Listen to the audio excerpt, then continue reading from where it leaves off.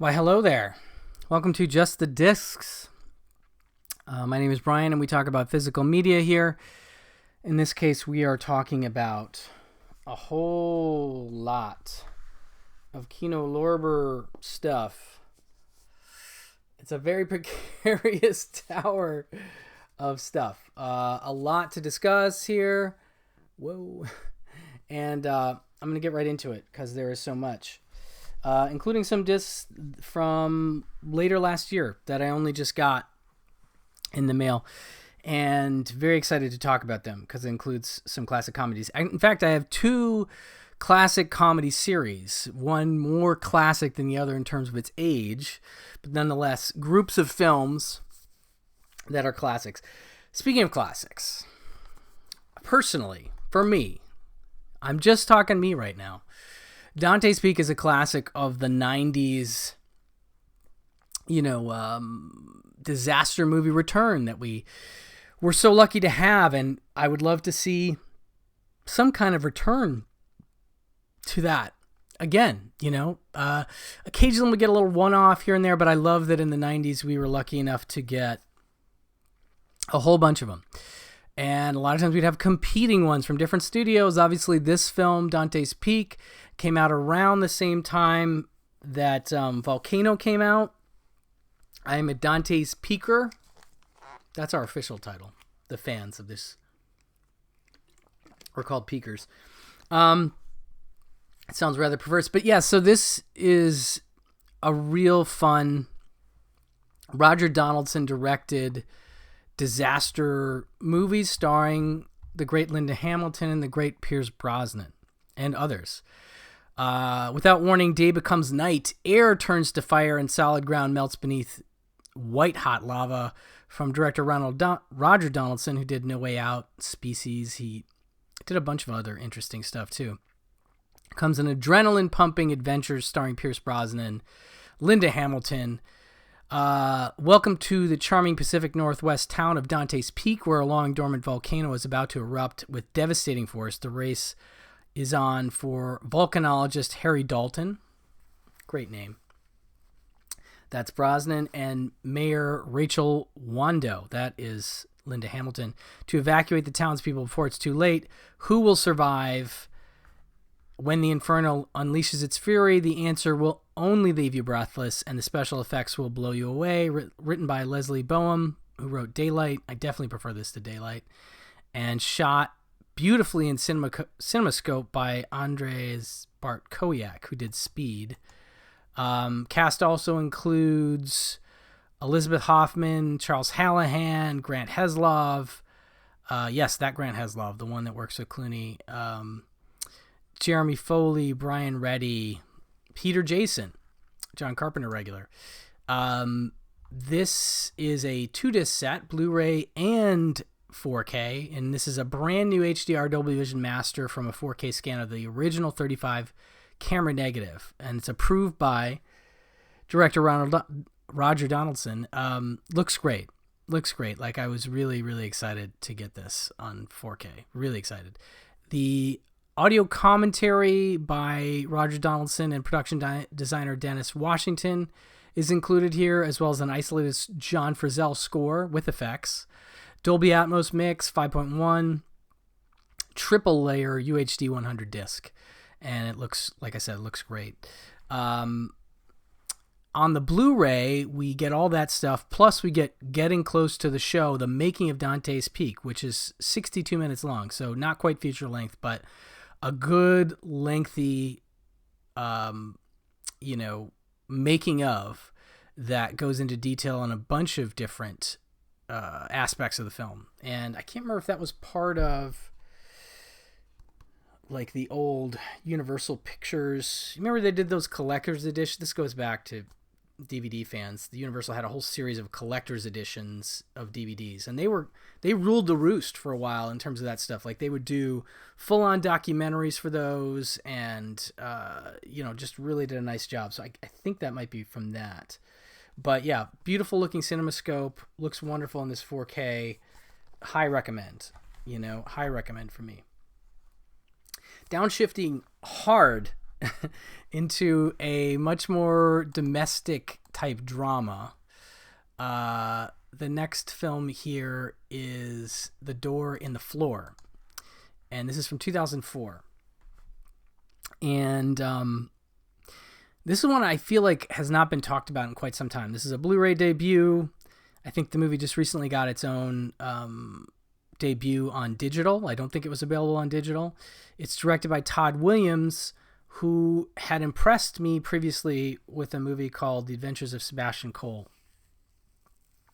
And so I was excited to see this. Now, not only is it that director, but it's working off of an adaptation of John Irving's best-selling novel as well. And it stars Jeff Bridges and Kim Basinger, and they're both fantastic in this movie. The novel is A Widow for 1 Year, and the movie The Door on the Floor chronicles one pivotal Long Island summer in the lives of a famous children's book author, Ted Cole, that's Jeff Bridges, and his beautiful wife, Marion, that's Basinger. It is the provocative, tragic comic story of one couple's emotional journey into a world of daring sensuality and stunning honesty. Wow, that's interestingly, specific, but also very vague in terms of the plot. Co-starring John Foster, Mimi Rogers, Bijou Phillips, and a young Elle Fanning. This film has been praised as extraordinary in every way, from pitch-perfect performances to delicate handling of explosive subject matter. And it comes with a commentary by the director Todd Williams, who wrote the adaptation and directed himself, frame on the wall, the making of the movie, and novel to screen, John Irving featurette, as well as an anatomy of a scene. This is another part of that Universal period where they were putting a lot more into their DVDs, and so I think a lot of this stuff is ported over from that. But yeah, it has to do with infidelity and wrestling with those things, and it is a tough character for Bridges, but I think he pulls it off. I think it's one of his better dramatic performances, although he's given a ton of those, and so to praise it that way may sound slight in some respects, and I don't mean it to, because he just does he's just one of my all-time favorite actors. So I don't know, this is just one I feel like is really under discussed and lovely cast that contributes to a great dramatization of this adaptation of this novel. And John Irving, of course, World According to Garp is one of the other adaptations you would know, but I might like this more. I don't know.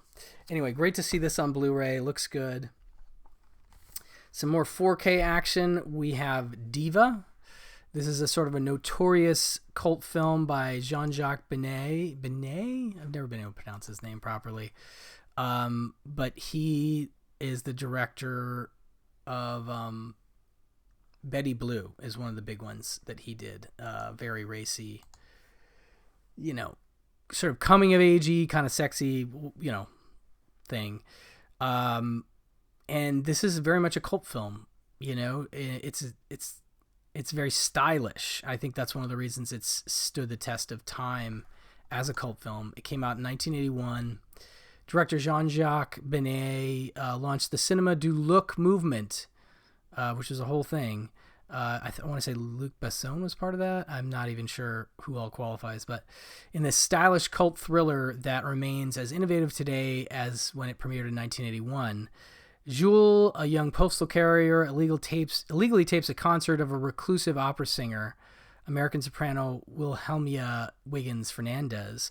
Jules' attempts to woo the diva are interrupted when Taiwanese bootleggers come after the recording. His problems worsen when a prostitute slips another tape, one that incriminates a police chief, into his bag. So you have multiple conspiratorial things happening, and things get a little nuts. Now Jules must escape from the police chief, the cops' henchmen, and the bootleggers to keep both precious tapes safe and to stay alive. Featuring celebrated chase through the Paris metro and an early appearance by Jean-Pierre Jeunet, favorite Dominique Pignon, who you would definitely know from Delicatessen, I think. Diva earned César Awards for Beigne, Vladimir Cosma's sumptuous music, and Philip Rousselot's eye-popping cinematography. Yeah, just beautifully shot, very stylish, not just in the production design, but in the way the camera moves. You watch this movie and you go, okay, I get why this has a cult following. It stands out, you know? This feels like, I don't know, I'm speculating here in terms of that Cinema du Luxe movement, but I thought Subway by Luc Besson might have been part of it, but I could be wrong. It just feels like a similar kind of movie. This is a brand new HDR Dolby Vision Master from a 4K scan of the 35 camera negative. If I didn't say it, Dante's Peak is the same. Brand new Dolby Vision HDR Dolby Vision Master. This looks great. This is I want to say this is 166, right? Yeah, 166. So it's a slightly different aspect ratio than you might be used to. It's not quite 185. It's a little closer to full frame, and it's an interesting ratio, and one that is and was uncommon outside of certain periods in certain countries. And so I think it's interesting to watch a 166 film, you know, always. This has an audio commentary by film critic and author Simon Abrams.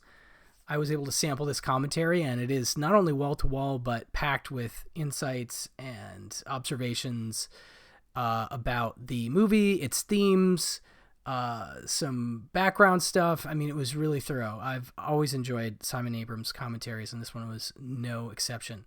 It is in French with English subtitles. On the Blu-ray, which is also included here, you get that commentary plus you get another commentary, screen-specific by the director Jean-Jacques Beignet. Introduction by Professor Phil Powry, author of Jean-Jacques, a book on Genet, and Eric Grinda.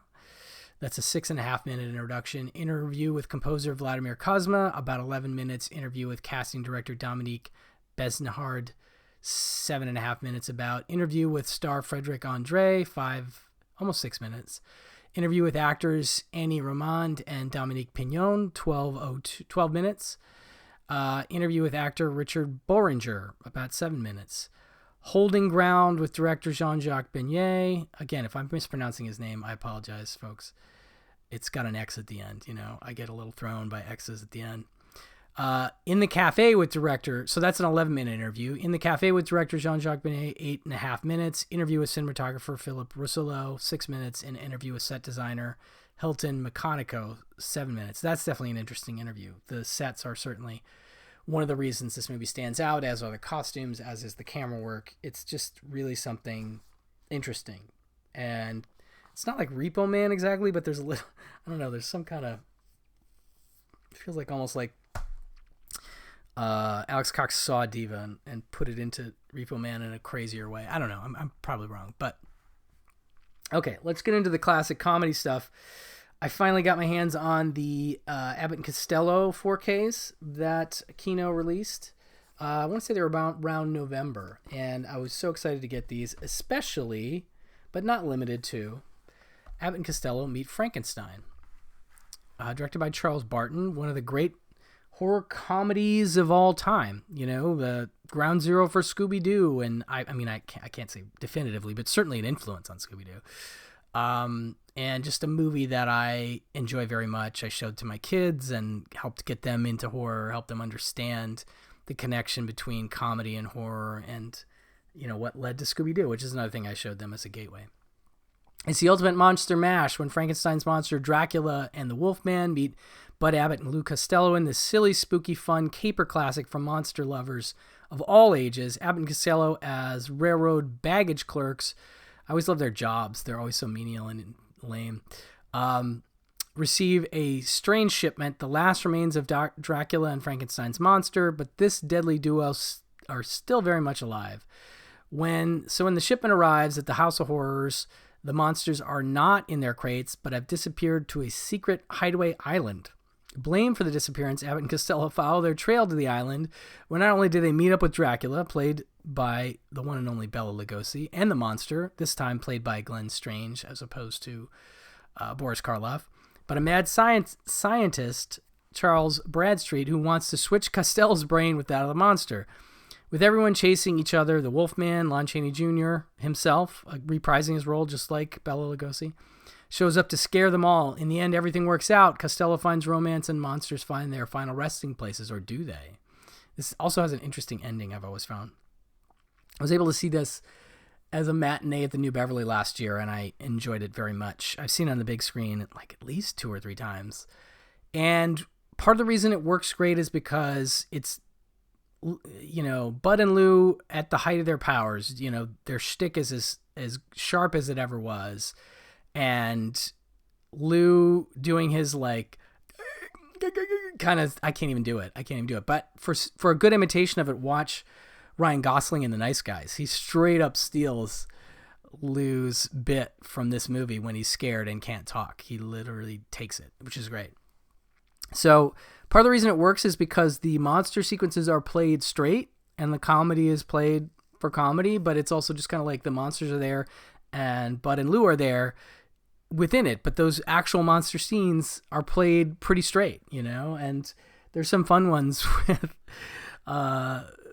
especially with the Wolfman, where Lou is talking to Lon Chaney Jr. on the phone, and he's like, "Can you please get your dog away from the phone?" As he's changing. It's very silly, but I do love this movie, and it's a brand new HDR Dolby Vision Master from a 4K scan of the original camera negative, and it looks spectacular. Black and white 4K is something that I crave and I adore, and this looks really, really good.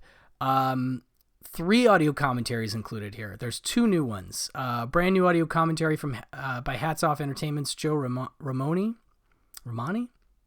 I was listening to this one, and it was very good, scholarly and interesting. There's also a new audio commentary by film historian screenwriter Gary Girani, and another one by film historian Gregory W. Mank included here as well. So 3 commentaries is it. These are just 4Ks. These are not Blu-rays included. It's just a 4K, which is fine. Makes them a tiny bit more affordable in that sense. But well worth picking up. This is 1948, one of my favorite horror comedies. Great stuff. Okay, next up. In chronological order, we're going to go 1951 with Abbott and Costello Meet the Invisible Man. And this is, I did sample each of these just to get a sense of the scans, and they look really, really good. But this is one directed by Charles Lamont that I swear I've seen, but I can't remember that well, but is well regarded within this group of Bud and Lou movies where they meet Universal monsters, or in the case of Meet the Killer Boris Karloff, which is another one of my favorites, which was included in the Shout Factory set, but I don't think has a 4K yet. Here's hoping. We'll see. But this is heralded as one of the better ones, like, you know, right up there, not with Meet Frankenstein, but is among the better ones. You'll shiver, you'll shudder, you'll shout with laughter. Comedy legends Bud Abbott and Lou Costello encounter one of Universal's most unforgettable monsters in Abbott and Costello Meet the Invisible Man, which, by the way, Invisible Man is probably my favorite of the Universal monsters, so it makes sense that I would be a fan of this one. Recent detective school graduates Bud and Lou are minding their business when accused killer Tommy Nelson, Arthur Franz, bursts into their office. Proclaiming his innocence, he convinces the two to get him to his beautiful fiancée, Nancy Guild. Just as the police arrive to investigate, Tommy injects himself with an invisibility serum developed by Helen's uncle. Tommy convinces Lou to go undercover as a boxer to help flesh out the real killer. With Tommy's unseen assistance, Lou reluctantly goes into the ring as Lou the Looper for one of the most hilarious fight sequences ever filmed. Yeah, I've definitely seen this because I remember this boxing sequence.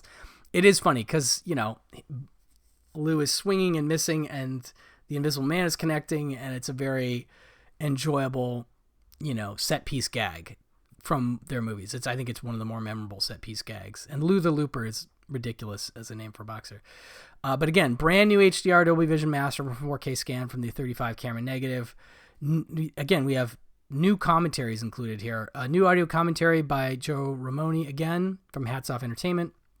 A new audio commentary by film historians Paul Anthony Nelson and Lee Zachariah included here. I love double commentaries. There's often some crossover, but in some cases you're actually learning quite a bit if you listen to 2 commentary tracks. I like that both are included here. Again, this is just the 4K, and it looks great.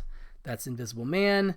Following that, in 1953, we have Abbott and Costello meet Jekyll and Hyde. Dr. Jekyll and Mr. Hyde. This one, a little weaker as these films go, but, still fun. Boris Karloff is here in this cast, so that's great. Reginald Denny is in this cast. You'll laugh your way through the foggy streets of London as Bud Abbott and Lou Costello take on the horror legend Boris Karloff in a hilarious spoof of the famed horror classic. In this 1953 release, the zany comedy duo play Slim, that's Lou, and Tubby. No, I'm sorry, that's Bud. And Tubby, of course, Costello. 2 American policemen who are in London to study local police methods. In the process, they run into a beautiful young suffragette, Helen, played by Helen Westcott, her rugged boyfriend, Craig Stevens, and her evil uncle, Dr. Jekyll, that's Karloff, who transforms himself into Mr. Hyde, the terror of the city. So get ready as the inimitable mad scientist meets the masters of madcap humor. The laughs are twice as monstrous as ever before. Again, looks great. They got a really killer commentary for this one, I will say. Again, brand new Dolby Vision HDR master from 4K scan of the original camera negative. New audio commentary by novelist and critic Kim Newman and writer-editor Stephen Jones. Great duo, and I always enjoy their tracks. I did sample this one, and I was very much digging it. It was making me enjoy the film even more.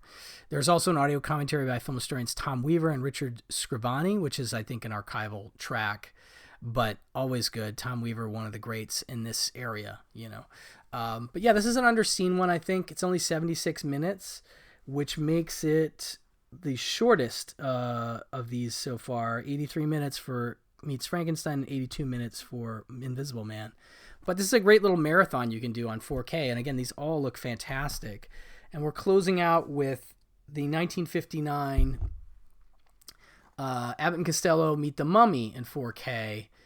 And again, this one, maybe not their strongest, but has a fun supporting cast, at least including Marie Windsor.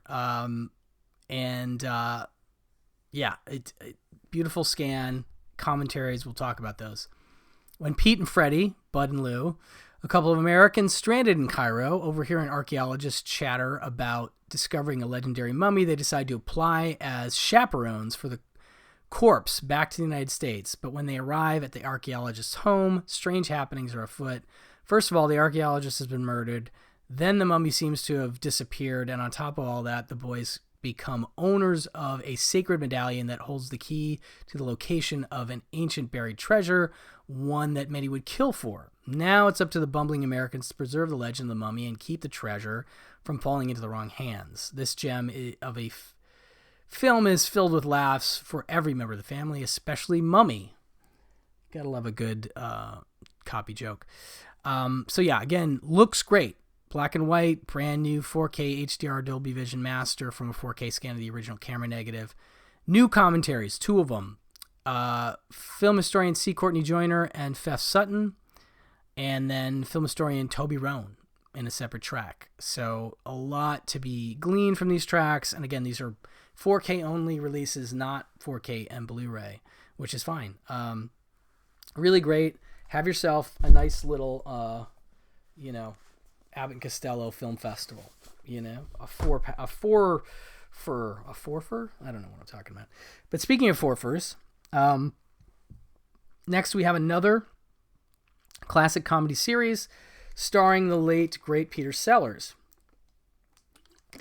Of course, referring to the Pink Panther series and his classic character, Inspector Clouseau, which, he really made his own in a series of films, although other people would play him, including Alan Arkin in Inspector Clouseau in 1968, which is an interesting, if not altogether successful, entry in the series. This, of course... so here's what's happening. So we're going to get the first 5 films, but we have the first 2 And then we're missing one, which we'll get on March 3rd. But then we have 2 more from the 70s. And I forget how many there were. But, of course, there was a Blu-ray set of most of them. I don't think Inspector Clouseau was included because I feel like I thought it was the same studio. Now I'm confused why it might not have been. I got to look back at that Shout Factory set, which is now out of print. But I'm hoping we can replace it with these 4Ks. I'm hoping we'll get 4Ks of all the Pink Panther movies so that those that couldn't get that set on Blu-ray will now get 4Ks. Okay, so the first Pink Panther movie comes out in 1963. And I'll be honest, like, I'm a bigger fan of the second. We'll talk about that in a second, but I do love that it originates the Clouseau character, although I feel like he doesn't show up till a little later, and it's more of a heist movie to start. So comedic genius Peter Sellers first tickled the world pink with laughter as the bumbling yet tenacious Inspector Jacques Clouseau and director Blake Edwards' riotously funny caper The Pink Panther. David Niven stars as Sir Charles, an urbane British playboy who is secretly also smooth criminal The Phantom. Trailed by accident-prone French detective among the jet set, the suave jewel thief sets his sights on stealing the Pink Panther, a large pink diamond whose name derives from its shimmering resemblance to a leaping feline. Away from its keeper, the lovely and feisty Princess Dalla, that's Claudia Cardinale. Robert Wagner and Cappuccini co-star as Sir Charles's sly nephew George and Clouseau's utterly unfaithful wife Simone. I will say that whole subplot, not a fan of that. I much prefer him as a bachelor with, his perhaps problematic but fun bodyguard / trainer / roommate Cato. So this is an interesting one with the wife. Filmed on gorgeous European locales, including Cortina d'Ampezzo, the movie created a sensation with its animated opening credits, including composer Henry Mancini's unforgettable theme music accompanying the title cartoon character, a cool cat who became a beloved icon for all ages. Yes, Pink Panther, big cartoon series. You gotta love Henry Mancini and the music. It is unforgettable. It is just that. Is it saxophone? What is that? You know what I'm talking about? It's just so, again, iconic musically. But this is a fun movie, and it's a great introduction to Clouseau. Brand new HDR Dolby Vision Master from a 4K scan of 35 original Technorama camera negative. Technorama being a format that is 2:3:5:1. In fact, these are all, I believe that all these releases are 2:3:5. So I don't know if they're all Technorama or what, but beautiful widescreen movies, right? This includes an audio commentary with director co-writer Blake Edwards, which actually increases my enjoyment of the film, and I'm glad it is part of this set, Now, these are Blu-rays and 4Ks, unlike the Abbott Costellos. So on the Blu-ray, we get that commentary, plus the Pink Panther story documentary, which is almost a half an hour long. These are SD, port-overs. I can't remember if they were SD on the Pink Panther Shout set or not, but Behind the Feline, the cartoon phenomenon featurette, 11 minutes. Coolest Cat in Cortina, a conversation with Robert Wagner featurette, 11 minutes. An Italian Indian, the Pink Panther Princess with Claudia Cardinale, featurette, 11 minutes. Diamonds Beyond the Sparkle featurette, about 7 minutes, and The Tiptoe Life of a Cat Burglar, a conversation with former jewel thief Bill Mason, which is a very interesting featurette to have, almost 10 minutes, a conversation with a former jewel thief. Fascinating stuff. I'd like to see a whole documentary on jewel thieves, honestly. Retired, former, whatever. But yeah, great to have these on 4K. So we get the first, and here's the second, which is, again, maybe my favorite of all, and that is A Shot in the Dark. Doesn't even have the Pink Panther in the title. And this is, I feel like, where we start to see Clouseau form. Like the beginnings of him are certainly here, but I really feel like Peter Sellers finds the character even a little more in this one and becomes more physical in some ways. And this film is from 1964, also directed by Blake Edwards. The second movie in the classic Pink Panther series of crime comedies, A Shot in the Dark, is a brilliant reteaming of director-co-writer Blake Edwards and star Peter Sellers at its hilarious best as the fearlessly dedicated yet haplessly distracted Inspector Clouseau. Accidentally assigned to a high-profile murder case at a wealthy estate, the fuddled French detective immediately falls head over heels when not falling out of windows or into ponds for the prime suspect, beautiful parlor maid Maria Gambrelli, Elkie Summer. There's no lengths Clouseau won't go to in championing Maria as innocent from disobeying his ferociously furious boss, Dreyfus, Herbert Lom. I feel like this is in the introduction of the Herbert Lom character. I can't remember if he's in the first movie. But part of the dynamic that's fun about these movies is how increasingly frustrated and basically crazy the Clouseau character drives Herbert Lom. Like, he basically pushes him into an institution at some point and injures him severely in many cases. His boss to disrobing at a nudist colony, but when more and more murders occur, will the inspector himself stay alive long enough to solve the baffling case? George Sanders and Tracy Reed co-star along with making their series debuts, Pink Panther fan favorites Graham Stark, Andre Moran, and the karate-chopping Burt Kwok, who is Kato. I want to just look at something here. So, based on the plays by Harry Kurnitz, screenplay by Edwards and William Peter Blatty. Well, what do you know?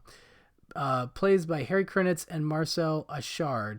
So, yeah. So, this is one where if you watch it, you go, there's something better about this. And part of what it is, as I understood it, was that this one was adapted from those plays which pre-existed as non-Clouseau, material, and they adapt Clouseau into the material. So it's more like a French farce or French farces being, stitched together and combined.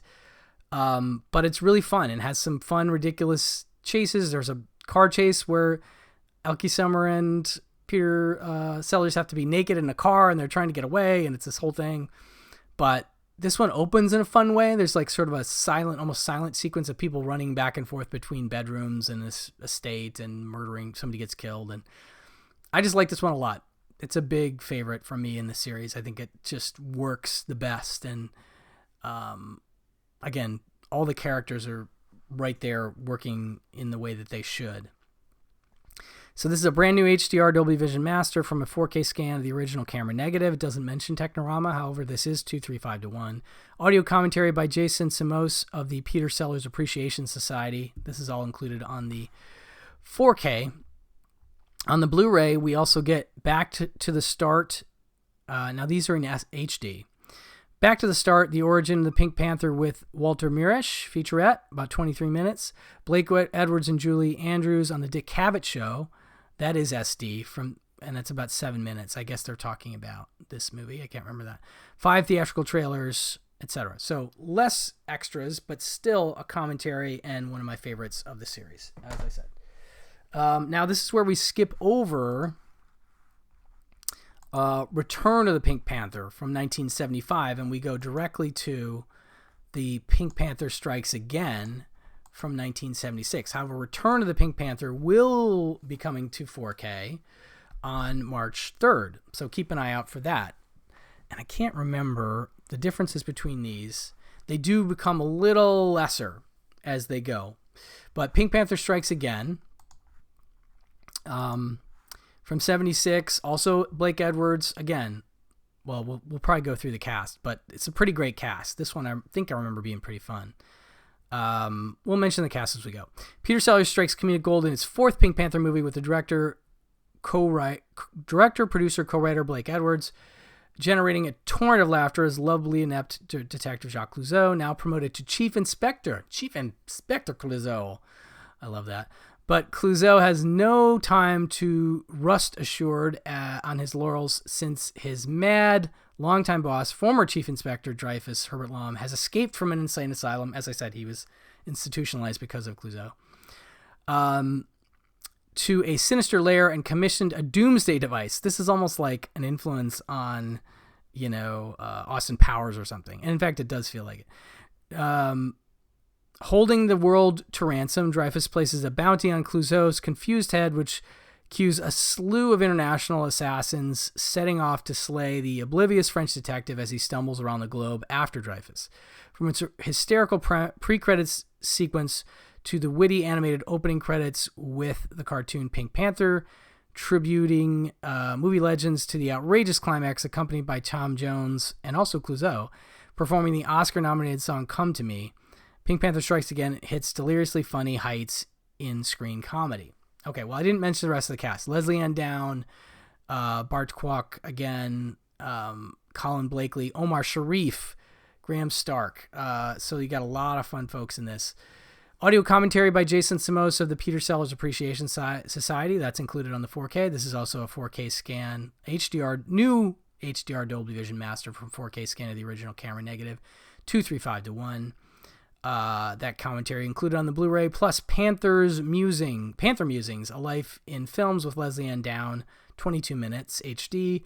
A cut above, Editing the Pink Panther Films with Alan Jones featurette, 25 minutes HD. And Clouseau, the Greatest Fumbler in the World, 1976 featurette from the time, about 7 minutes, 20 seconds in SD, plus trailers, etc. So another fun one. I do think that one was a fun one. I do love crazy Herbert Lom escaping, but I'm excited to see Return of the Pink Panther again, because that's the carryover to this. And then lastly is part of this group, but not the series itself, would have a few more. We have Revenge of the Pink Panther from 1978.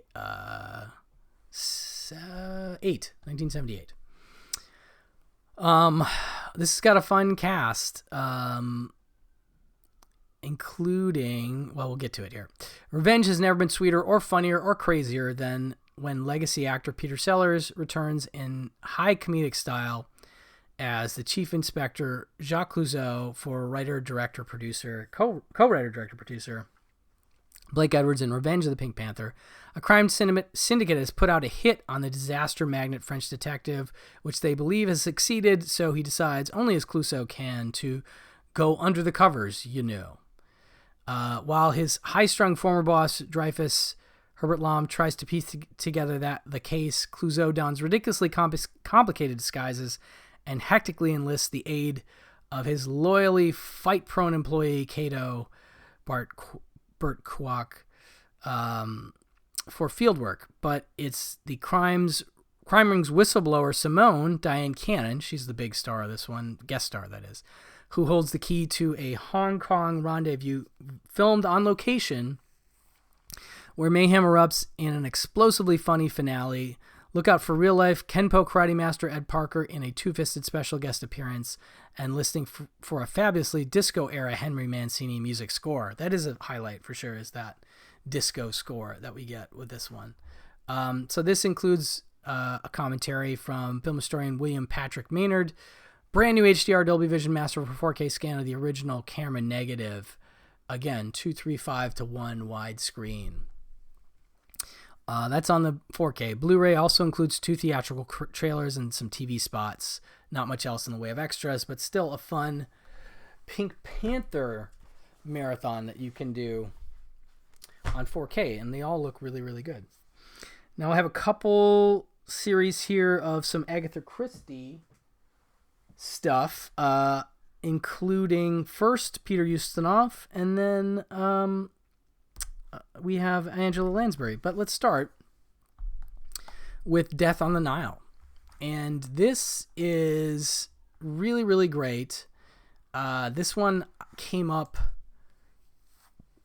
on the Rian Johnson interview I did for Pure Cinema right around the time of the release of Wake Up Dead Man. He talked about some influences on the film, and I know this film is an influence not only on Wake Up Dead Man, but on basically all of the Knives Out films.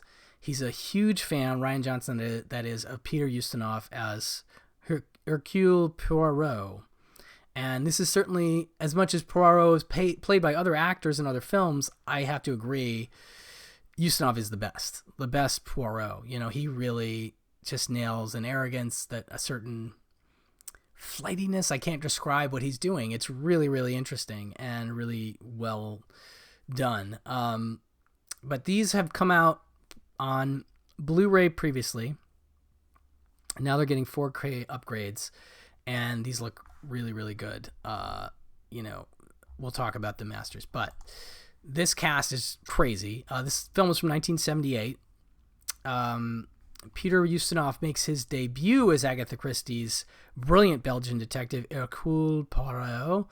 I'm mispronouncing that like crazy. In this lavish and star-studded follow-up to Murder on the Orient Express, which of course had Albert Finney in that lead role, I believe. As Poirot enjoys a luxurious cruise down the Nile, a newlywed heiress is found murdered on board, and every elegant passenger becomes a prime suspect. Can Poirot identify the killer and motive before the ship of clues reaches the end of its murderous journey? Betty Davis, Mia Farrow, Olivia Hussey, George Kennedy, out of place but welcome. Angela Lansbury in a different role than she'll play in the one I'm going to talk about later. David Niven again, Maggie Smith, Jack Warden, also kind of out of place but still great to have. Jane Birkin, John Finch, Simon McCorkindale, Harry Andrews, Sam Wanamaker co-star in this sumptuous murder mystery adapted by Anthony Schaffer, who did Sleuth, and filmed on location throughout exotic Egypt by the great Jack Cardiff, who was, of course, DP for The Archers on several of their films, including Black Narcissus, one of their best. He shoots it. This is directed by John Gillerman, who did a lot of cool stuff, including The Towering Inferno, but I'm a big Gillerman fan. Blue Max, Never Let Go. I mean, he's really underrated British director. With a beautiful score by legendary composer Nino Rota, who did The Godfather. Death on the Nile won the Oscar for Best Costume Design by Anthony Powell. This has a really fun setup where, Mia Farrow's husband-to-be is stolen, and that sets her up as one of the suspects, and it's this whole thing. But this cruise is a lot of fun, and it is almost a locked room mystery in its own way in terms of how, when you find out how it was pulled off, it's pretty great. And we talked about it more in depth on the Mysteries episode of Pure Cinema with Alric and I and Ryan Johnson back in 2018, whenever the first Knives Out movie came out.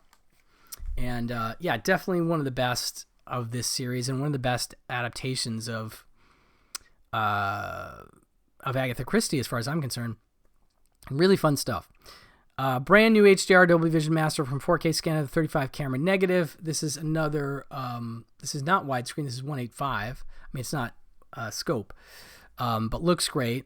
Has an audio commentary by film historians Howard S. Berger, Steve Mitchell, and Nathaniel Thompson. That's on the 4K. The Blu-ray also includes the making of Death on the Nile, archival interview with Peter Ustinov, archival interview with Jane Birkin as well. But high recommend if you liked Wake Up Dead Man, if you like the Knives Out movies, you got to check out Death on the Nile. This is a Ryan Johnson certified favorite. Another one that he also likes, and that's certainly due to the Ustinov of it, is Evil Under the Sun, which comes out in 1982, directed by Guy Hamilton of James Bond fame. Directed some James Bond films. Holidays Can Be Murder. When a shrewish star is found strangled at a posh island resort, Detective Hercule Poirot, Ustinov again, is called in to investigate, but as the brilliant Belgian learns, it isn't a matter of who want the diva dead, but who wouldn't. As he follows the twists and turns of clues and motives, Poirot soon discovers that even among the rich and famous, murder never takes a holiday. This cast is great. James Mason, Jane Birkin again, Roddy McDowall, Diana Rigg, Maggie Smith, Colin Blakely, Sylvia Miles, Dennis Quiley, co-star in this Agatha Christie favorite, filmed on location in stunning Majorca, Spain. Directed by Guy Hamilton, who did Goldfinger, among others. Adapted by Anthony Schaffer, again, who also did Frenzy, by the way. And filled with classic songs by Cole Porter. So that's another thing that escalates this one. But they're both great. A double of these two is pretty wonderful, I gotta say. Brand new HDR Dolby Vision Master from a 4K scan of the 35 camera negative. Audio commentary by Howard S. Berger, Steve Mitchell, and Nathaniel Thompson. And then that's on the 4K. On the Blu-ray, you also get the making of Evil Under the Sun. as well. But yeah, these two really big recommends for murder mysteries, and they have in common with them, coming sort of back to the beginning with the disaster movie thing of the 70s, the all-star cast, where you just have tons of actors and that just makes it more fun to watch. Now, lastly, we have The Mirror Cracked, which I will be honest, I don't like as much as the other ones, but this does have a really good cast, also directed by Guy Hamilton. This is from 1980, so it comes in between the Usanovs. Mirror, mirror on the wall, who is the murderer among them all? Angela Lansbury is Agatha Christie's legendary detective Miss Marple. So it's not Poirot, but Marple that is starring in this one, and the cast is great. Elizabeth Taylor, Rock Hudson, Tony Curtis, Kim Novak, Geraldine Chaplin, and Edward Fox are the suspects. With stars like that, this case is going to be murder. Jane Marple is thrilled when glamorous Hollywood actors arrive in her quaint English village to shoot a movie, but when the superstar cast begins feuding, the production takes a murderous turn. Can Miss Marple identify the killer before the director yells, "That's a wrap"? Jonathan Hales and Barry Sandler adapted this beloved Miss Marple novel, directed by Guy Hamilton. The Mirror Crack is filled with some of the most priceless performances, delectable dialogue of any Christie mystery. So this one, again, doesn't quite work for me as well, but definitely fun for the cast, and Angela Lansbury Murder, She Wrote, doing the detective thing. Brand new HDR Dolby Vision master from a 4K scan of the 35 camera negative, audio commentary by Howard S. Berger, Steve Mitchell, Nathaniel Thompson, and that's it. That's all we're getting on this, on both the Blu-ray and the 4K. But still fun for Agatha Christie fans. Just a few more to go here. We jump into some Hammer horror, I believe. Scars of Dracula, 4K UHD, directed by the great Roy Ward Baker. The legendary Christopher Lee is back as Dracula. This is in 1970, bringing unspeakable horrors upon a local village that defies his evil reign. When a young man and his luscious girlfriend unwittingly visit the Count's castle, they find themselves trapped in a face-to-face frenzy of bloodthirsty vixens, religious blasphemy, and sadistic torture. The Prince of Darkness has returned like never before, but will this horrific mark remain forever? Hammer film buffs consider Scars of Dracula to be the most ferociously violent entry in the entire series. That's saying something. Patrick Troughton, The Omen, and TV's Doctor Who, Dennis Waterman, Michael Gwynn, and the sexy Jenny Hanley co-star in this 1970 shocker, directed with bloody bravado by Hammer veteran Roy Ward Baker, who did Quatermass in the Pit and The Vampire Lovers. Quatermass in the Pit being probably my favorite Hammer film out there. But yeah, this one is good time for Hammer fans. It is violent, and great portrayal by the wonderful Christopher Lee. He's one of the great Draculas for sure. Maybe, I don't know if he beats Lugosi, but he's definitely one of the greats. Maybe number 2. Brand new HDR Dolby Vision master from 4K scan of the original camera negative. This is a 1/6 film, but it looks lovely in this scan. This has a new audio commentary by novelist and critic Tim Lucas, which is very, very cool to have and obviously worthwhile.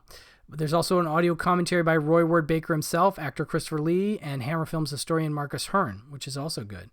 That's on the 4K. Blu-ray also includes Blood Rights Inside Scars of Dracula documentary. So that's a wonderful feature to have as well. This is a great one for Hammer horror fans. If you know one, this is a great gift. Big recommend on that, actually. I really do like that. Just a few more things here. Big left turn. We go to Jack Black in Nacho Libre from 2006 from director Jared Hess, who of course did the wonderful Napoleon Dynamite. Comedy duo Dynamo Jack Black stars as a sweet-natured Ignacio, a disrespected cook at a Mexican monastery that can barely afford to feed orphans who live there. Inspired by a local wrestling hero, he decides to moonlight as the not-so-famous luchador Nacho Libre to earn money for the monastery, not to mention the admiration of his forbidden love, the beautiful nun sister Encarnacion. Ana de la Reguera. Written by Mike White. I forgot about that. Who wrote School of Rock and, of course, White Lotus and Chuck and Buck and Orange County. And anyway, good writer. And directed by Jared Hess, who also did Napoleon Dynamite and Gentlemen Broncos, which I like, which needs a 4K. Nacho Libre serves up enduringly ridiculous fun from start to finish with music from Danny Elfman. Totally forgot about that. Beck, Los Lobos, Jack Black, and more. I forgot about the soundtrack to this movie. That is definitely something that is a standout. But this is a fun one. And it's cute. And the Blu-ray has a lot of features.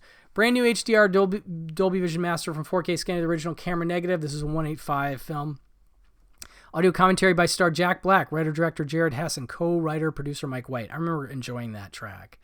That is all for the 4K. On the Blu-ray, however, we have Enter Sister Encarnacion, new interview with actress Ana de la Reguera, Detrás de la Camarana featurette, 28.5 minutes, Jack Black Unmasked featurette, 12.5 minutes, Exterior Hacienda Night featurette, 15 minutes, Interior Lucha Libre Ring Night featurette, 15 minutes, Lucha Libre featurette, 3 minutes, Hensho on Mexico featurette, 2.5 minutes, Movie Phone Unscripted with Jack Black and Hector Jimenez featurette, 9 minutes, and Jack sings behind the scenes, La Canción de Ramses, and then La Canción de Encarnación, 6 minutes, 3 deleted scenes, totaling 9 minutes, 12 seconds, 3 promo spots, and that's it.